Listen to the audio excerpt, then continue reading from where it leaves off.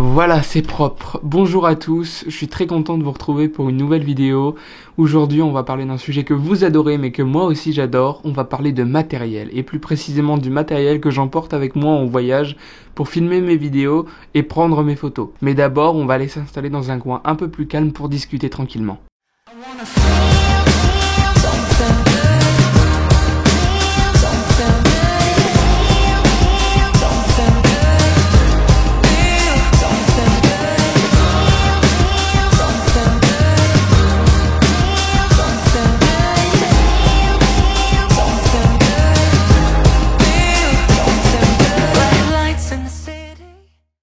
Lorsque j'ai commencé la vidéo, j'utilisais le Nikon D5200. Il m'a accompagné pendant environ 2 ans et je l'ai utilisé pour ma vidéo en Italie. J'ai très vite décidé de m'en séparer parce qu'il était très lourd, parce que il était très faible en termes de qualité et en termes de possibilités, et quand tu n'es plus un débutant, t'as très vite envie de changer. Pour filmer mes vidéos et même d'ailleurs prendre mes photos, il y avait une caméra qui était à la mode à ce moment-là sur YouTube, c'était le Canon G7X qui est actuellement dans mes mains et que j'ai toujours. Son faible poids, sa taille très minime m'aidait à le transporter à peu près partout. Je pouvais le mettre dans ma poche, partir et filmer quand ça me chantait. J'ai dû l'utiliser lorsque je suis allé en Alsace et quand j'allais chez mon ex-petite amie à Metz. Je l'ai utilisé aussi sur pas mal de matchs de foot. Je crois que tous les matchs de foot que j'ai filmés d'ailleurs étaient avec le G7X justement. Et il m'arrive encore de l'utiliser comme caméra de poing de temps en temps pour filmer des petits plans à la volée comme ça, juste pour le kiff. Généralement je les partage pas avec vous parce que c'est à mon sens des plans qui n'ont pas grande valeur puisque la qualité n'est pas top, mais autrement c'est une très bonne caméra. Et si jamais vous voulez commencer le vlog ou même peut-être la photo, bah vous pouvez très bien commencer avec un Canon G7X, donc plus le Mark II ou Mark III même d'ailleurs je crois aujourd'hui, parce que le Mark I est dépassé.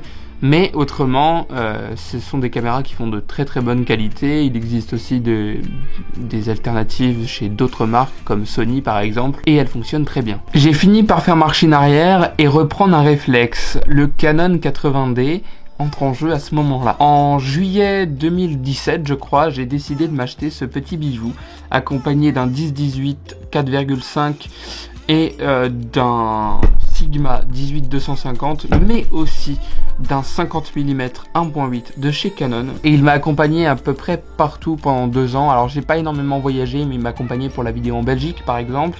Il m'a accompagné sur les 2 éditions du Mans, et je crois que c'est à peu près tout, mais il a une certaine valeur sentimentale. J'ai fait mes premières vraies belles photos avec, j'ai fait mes premières belles vidéos avec. Il m'a accompagné sur pas mal d'urbex notamment, donc vraiment c'est une qualité top. Et si jamais vous voulez acheter une moyen de gamme, parce que c'est pas une entrée de gamme, c'est vraiment un moyen de gamme celui-là. Je crois qu'ils ont sorti le 90D depuis, le 70D est aussi très bon. C'est des caméras qui sont vraiment top. Canon ont une qualité juste génialissime. Vient le mois de juin, le moment où j'ai décidé de craquer pour une nouvelle caméra. J'en ai parlé un petit peu partout et j'en étais tellement fier. Je crois que j'en parlais dans toutes mes stories Insta, dans toutes mes stories Snap. J'en parlais vraiment partout. Je parle du Sony A7 III qui est actuellement devant vous. Alors il est accompagné d'un Rode Videomic Go. Je crois que c'est la première gamme de chez Rode pour les réflexes. Je suis pas totalement sûr, mais je crois qu'il coûte une 60aine d'euros. Et il a toujours fait le taf. Ça fait 4 ans que j'en ai un. Alors je l'ai changé il y a pas très longtemps parce que le socle en fait s'était cassé en deux. Voilà, au bout d'un moment, à force de transport et tout ça, il a fini par péter. J'utilise également un GorillaPod de la marque Joby. C'est une marque qui m'accompagne dans mes vidéos, dans mes déplacements depuis maintenant plus de 4 ans. Lorsque j'avais mon Nikon D5200, j'avais déjà un GorillaPod.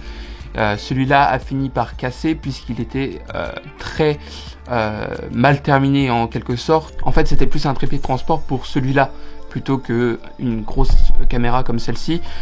C'était beaucoup plus simple avec un petit. Mais maintenant, j'ai un Joby beaucoup mieux terminé. Il est en métal, je crois, donc forcément c'est beaucoup mieux. Après, c'est vrai qu'il coûte beaucoup plus cher. Je pense qu'il coûte je crois qu'il coûte 150 € à peu près. Moi, quand je l'ai acheté, en tout cas, c'était le prix qu'il coûtait. Alors, avec mon A7 III, j'utilise 2 objectifs puisque j'en ai que 2. J'utilise là, actuellement, pour me vlogger, le 17-28 mm de chez Tamron qui ouvre à 2.8, qui est un objectif vraiment génial pour du grand angle. ou enfin pour filmer en tout cas, et pour faire des photos d'architecture notamment. C'est surtout pour cela que je l'ai acheté. Et j'utilise également le 28-75 de chez Tamron, qui ressemble à peu près au 24-70 de chez G-Master, qui est beaucoup moins cher et qui a une qualité tout aussi bonne, en tout cas presque aussi bonne. On va pas se cacher, c'est des détails, hein, ceux qui disent que les G-Master sont meilleurs, mais aussi il y a le prix qui rentre en compte, et là pour le coup je crois qu'il coûte quasiment 1000 € de plus, donc forcément c'est très cher. Alors tout ça, hein, tout ce setup, ça coûte très cher. Et c'est pas fini. Depuis 1 an et demi, j'ai un DJI Osmo, mais je vais pas vous mentir et vous dire que je l'adore, parce que je ne l'adore pas. Au début, il était très bien quand j'avais encore mon Canon 80D que j'utilisais très régulièrement, parce que la qualité s'y rapprochait à peu près, même si elle était même moins bonne. Mais là actuellement, vu que j'ai un Sony A7 III qui fait une qualité juste incroyable en vidéo, je vous cache pas que c'est très compliqué. Du coup, j'utilise quasiment plus. Mon Sony a une stabilisation interne vraiment pas mal. Et du coup, je me sers que de ça avec des plans au ralenti. Sur Instagram, on me demande régulièrement quel est mon drone et j'utilise un DJI Mavic Pro, le premier du nom. Celui qui est sorti il y a maintenant une paire d'années, il commence à se faire un petit peu vieux, on va pas se le cacher, mais il fait toujours le taf. J'ai dû faire une petite réparation il y a pas très longtemps parce que la nacelle était un petit peu cassée. En fait, à force de le transporter, la nappe de la nacelle s'était brisée en deux et donc la caméra ne tournait plus. Le problème, c'est que je peux pas le prendre sur tous mes voyages. Vous comprenez bien que les législations sont compliquées et qu'elles ne m'offrent pas la possibilité de le prendre partout. Je ne peux pas, par exemple, le prendre au Mans, et quand je vais en ville, je ne peux pas l'utiliser. Il y a un élément dont je n'ai pas encore parlé qui pourrait me servir à filmer, c'est mon téléphone. Voilà, les téléphones sont très bien aujourd'hui pour faire de la vidéo, pour commencer la vidéo, pour commencer la photo également. Moi je vous conseille vraiment, si vous avez un iPhone, si vous avez un Samsung, si vous avez les Huawei, je crois les P30 Pro, tout ça, ils sont très bons en photo et en vidéo également. Alors après, vous n'avez pas les mêmes possibilités qu'avec un réflexe, qu'avec un petit compact, mais ça reste très bon pour commencer, pour faire de la vidéo, de la photo d'appoint. Mais il y a un truc pour lequel mon iPhone me sert réellement depuis quelques jours en tout cas, puisque je viens d'avoir un iPhone. Avant j'étais chez Samsung, même mon Samsung me servait à ça, c'était prendre des notes et tout noter ce que j'avais à vous dire en vidéo et aussi sur mes publications Instagram. J'utilise également un carnet de notes et un stylo. Ça peut paraître très bête et très kitsch, mais quand on fait de la vidéo, quand on fait de la photo, notez ses idées sur un carnet parce qu'on n'a pas toujours accès à notre téléphone. Par exemple, moi quand je suis au travail, je n'utilise pas mon téléphone parce que je ne peux pas. Donc j'utilise un carnet de notes et je note tout. Et après, je me contente de noter mon texte de vidéo sur mon téléphone. S'il y a bien un conseil que je peux vous donner en termes de matériel, c'est de prendre plusieurs batteries lorsque vous achetez un appareil quelconque. Que ce soit pour mon drone, pour mon appareil photo, pour mes autres caméras, j'utilise 3 batteries pour chaque. Ça peut paraître bête, mais c'est super important parce que vous tombez très rapidement en rate de batterie. Alors c'est plus trop le cas depuis que j'ai mon Sony A7 III et que j'utilise la batterie Z qui était avec, mais je vais pas vous cacher qu'avoir une deuxième batterie de secours, c'est important. Alors j'en ai 3 du coup, donc ça m'aide énormément. Pour mon drone c'est pareil, il a que 30 minutes d'autonomie, on arrive très vite aux 30 minutes, donc avoir 3 batteries, ce qui porte à peu près l'autonomie à environ 1h25, 1h30, c'est super cool. En ce qui concerne le stockage, j'utilise une carte SD de 128 Go de la marque SanDisk, il me semble, je ne suis plus trop sûr. Et j'utilise également cet ordinateur là, c'est un MSI, c'est un 17 pouces et c'est pour ça d'ailleurs que je ne l'utilise quasiment plus maintenant. Il est très gros, très lourd et c'est parfois compliqué de l'emporter avec moi. Il y a des petits accessoires qui peuvent sembler très niais et pourtant ils sont très importants. J'utilise un chiffon, mais j'utilise ça aussi. Donc ça c'est pour les petites poussières qui sont sur l'objectif. Et j'utilise aussi également ce côté là, c'est pour les traces de doigts sur les objectifs.